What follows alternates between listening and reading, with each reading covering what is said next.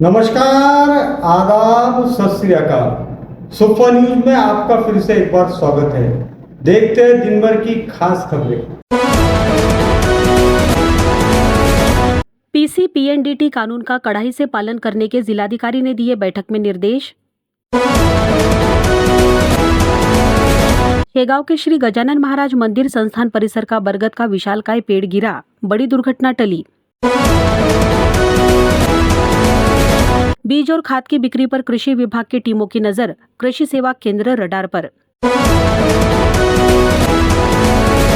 पिता पर गर्म तेल डालने वाली विवाहित पुत्री को 2 साल की सजा, जिला सत्र न्यायालय का निर्णय। खामगांव शाखा की जमाते इस्लामी हिंद द्वारा हज यात्रियों के लिए लिया गया प्रशिक्षण सत्र। अकोला महानगर पालिका का आह्वान, संपत्ति कर में विशेष छूट का ले बड़ी संख्या में लाभ। अकोला जिलाधिकारी कार्यालय में जिलाधिकारी की अध्यक्षता में पीसीपीएनडीटी की एक बैठक ली गई, जिसमें वरिष्ठ वैद्यकीय अधिकारियों को आवश्यक निर्देश दिए। अकोला शहर सहित जिले में कोई अवैध रूप से गर्भलिंग की जांच अथवा गर्भपात कराता है, उस पर कार्रवाई करने के निर्देश दिए गए। इसी के साथ जिला प्रशासन द्वारा एक टोल फ्री क्रमांक भी जारी किया गया है। यदि किसी प्रकार की गड़बड़ी कहीं होती है तो इसकी जानकारी इस टोल फ्री क्रमांक पर देने का आह्वान जिलाधिकारी अजीत कुमार ने किया है। गर्भधारण के पहले और प्रसव के पहले निदान तंत्र लिंग चयन प्रतिबंध कानून अर्थात पीसीपीएनडीटी जिले में कठोरता से पालन करे, जिसे देखते हुए प्रसूति के पहले पंजीयन, एएनसी ट्रैकिंग, इस प्रकार सोनोग्राफी सेंटर एवं गर्भपात केंद्र की समय समय पर जांच की जाए। इस प्रकार के निर्देश जिलाधिकारी अजीत कुमार ने दिए हैं। पीसीपीएनडीटी समिति की बैठक जिलाधिकारी कार्यालय में ली गई। इस अवसर पर वह बोल रहे थे।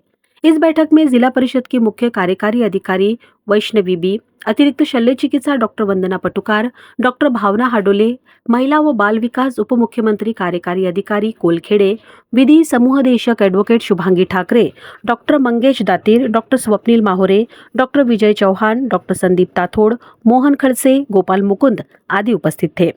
इस अवसर पर जिलाधिकारी ने कहा कि लिंग चयन को रोकना एवं गर्भधारण के पूर्व एवं प्रसूति के पूर्व निदान तंत्र का अनुचित इस्तेमाल न हो, इसके लिए कठोरता से प्रयास आवश्यक है।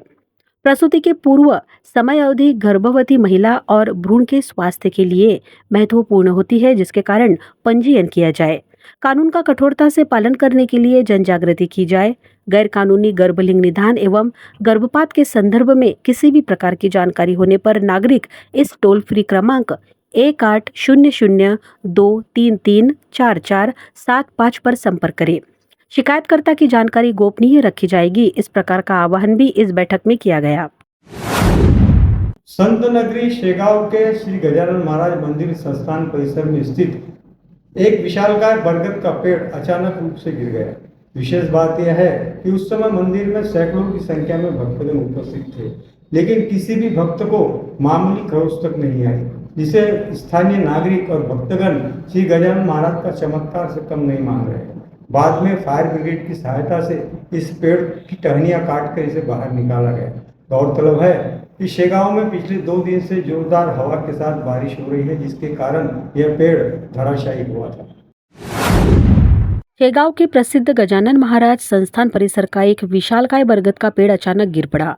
शुक्रवार 17 मई 2024 की सुबह 5 से 6 बजे के दौरान यह घटना हुई। इस समय शेगांव में बारिश के साथ तेज हवा चल रही थी, जिसके कारण यह पेड़ गिर पड़ा।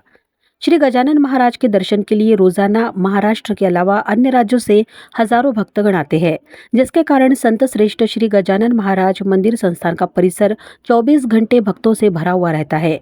मंदिर संस्थान परिसर में काफी पुराना बरगद का विशालकाय पेड़ है, जो तेज हवा के कारण अचानक गिर पड़ा। उस समय श्रद्धालु श्री गजानन महाराज के समाधि स्थल की परिक्रमा कर रहे थे।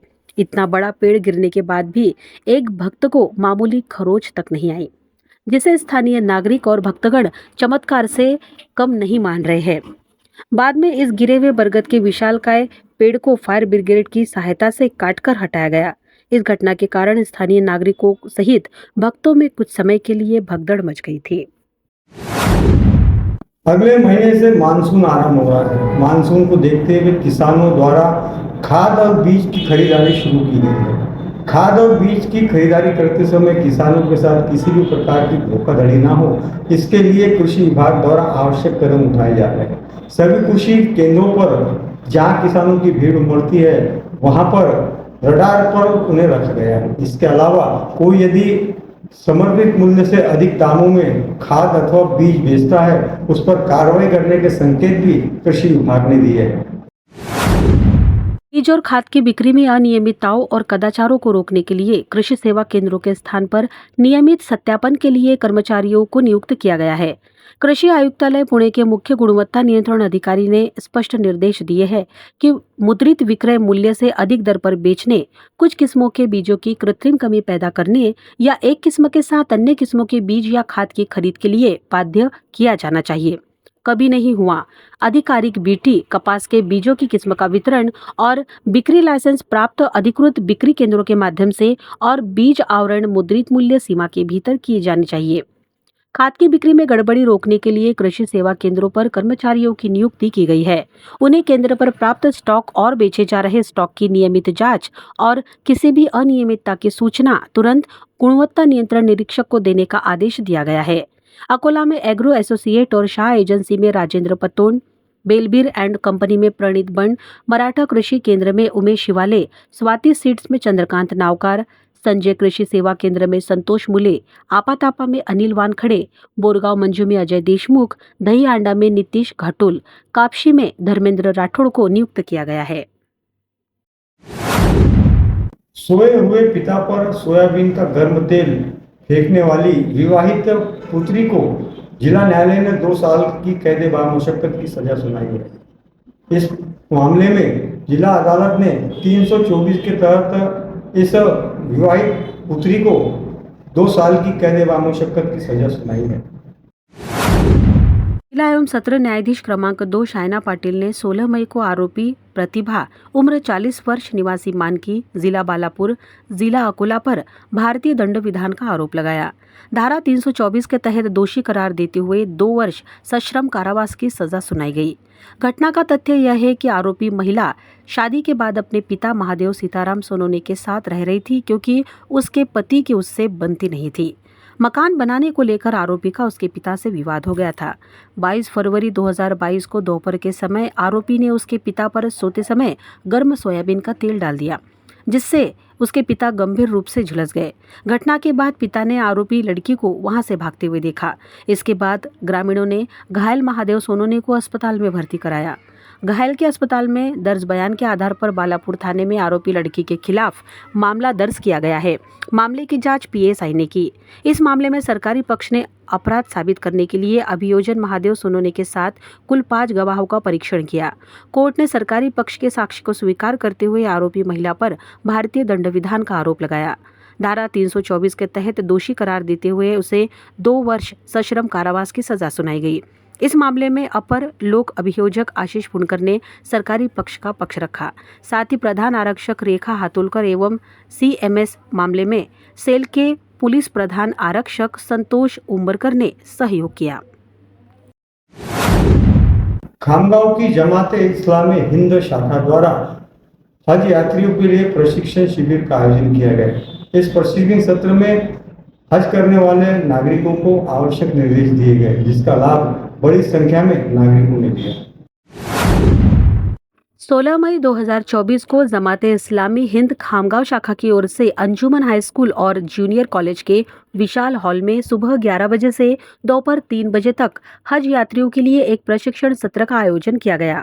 कार्यक्रम की शुरुआत उमर तनवीर अहमद द्वारा सूरह अल बकरा की 3 आयतों 158 से 160 की तिलावत और उसके अनुवाद के साथ हुई। हज यात्रियों के लिए प्रशिक्षण सत्र की आधिकारिक शुरुआत जमाते इस्लामी हिंद बुल्ढाना जिला प्रबंधक सोहेल फुरकान साहब ने अपने प्रास्ताविक से आरंभ की। इसके बाद पिंपलगांव राजा निवासी कमर अहमद खान ने हज यात्रियों को अल्लाह का मेहमान बताया और हज यात्रा के दौरान बरती जाने वाली सावधानियों के बारे में बहुमूल्य जानकारी दी। इसके पश्चात औरंगाबाद से आए मुफ्ती मोहम्मद मोहसिन कासमी साहब ने लगभग 2 घंटे तक उम्रा, हज और मदीना सफर के बारे में विस्तार से जानकारी दी। जमाते इस्लामी हिंद महाराष्ट्र सर्कल के विशिष्ट अतिथि शरिया काउंसिल ऑफ महाराष्ट्र के सदस्य अब्दुल कवी सिद्दीकी फलाही साहब औरंगाबाद ने हज की भावना, हज के उद्देश्य और हज के बाद वंचित बदलाव और जीवन पर इसके प्रभाव पर विस्तार रूप से चर्चा एवं जानकारी दी। आपके अनोखे और दिल को छू लेने वाले अंदाज ने उपस्थित सभी को बेहद प्रभावित किया। आभार प्रदर्शन स्थानीय अमीर जमाते इस्लामी हिंद खामगांव उमैर अहमद खान ने व्यक्त किया। सत्र के अंत में उपस्थित सभी लोगों ने सम्मान में दोपहर का भोजन रखा गया था। महिलाओं के लिए पर्दे की उचित व्यवस्था की गई थी। कार्यक्रम का संचालन सलीम अख्तर खान ने अपने अनोखे और मधुर स्वर में किया। कार्यक्रम का समापन मुफ्ती मोहसिन कासमी की दुआ से हुआ। मोहम्मद फारूक, खामगांव। अकोला महानगर पालिका द्वारा संपत्ति कर बकायेदारों को स्वर्णिम अवसर उपलब्ध कराया गया है। यदि वे अपनी एक मुश्त रकम अदा करते हैं तो उन्हें विशेष प्रकार की छूट देने का आह्वान महानगर पालिका ने किया है, जिसे देखते हुए बकाया संपत्ति कर धारक जल्द से जल्द इस योजना का लाभ ले और महानगर पालिका का सहयोग करे। इस प्रकार का आह्वान महानगर पालिका आयुक्त द्वारा किया गया है। अकोला महानगर पालिका द्वारा शहर के सभी संपत्ति धारकों को आह्वान किया गया है कि 15 मई से 14 जून 2024 इस समय अवधि में वर्तमान साल का संपत्ति कर का भुगतान करने पर उन्हें सामान्य कर में 7% की छूट दी जाएगी और 15 जून से 14 जुलाई 2024 तक इस समयावधि में वर्तमान साल का संपत्ति कर का भुगतान करने पर सामान्य कर में 6% की छूट दी जाएगी। इसी प्रकार 15 जुलाई से 14 अगस्त 2024 इस समयावधि में वर्तमान साल का संपत्ति कर का भुगतान करने पर सामान्य कर में 5% की छूट दी जाएगी। इस सुनहरे अवसर को देखते हुए शहर के नागरिक बड़ी संख्या में लाभ लेकर अपना संपत्ति कर अदा करें और महानगर पालिका प्रशासन को अपना सहयोग दे। इस प्रकार का आह्वान महानगर पालिका द्वारा किया गया है। समाचार में बस इतना ही। कल हम फिर मिलेंगे नए समाचारों के साथ। सोफा न्यूज, आम आदमी की आवाज। यदि आपने हमारे चैनल को सब्सक्राइब नहीं किया है तो सब्सक्राइब जरूर करें, शेयर करना ना भूलें और बेल आइकन बटन जरूर दबाएं ताकि आपको दिन भर की लेटेस्ट खबरें मिलती रहे। तब तक के लिए नमस्कार।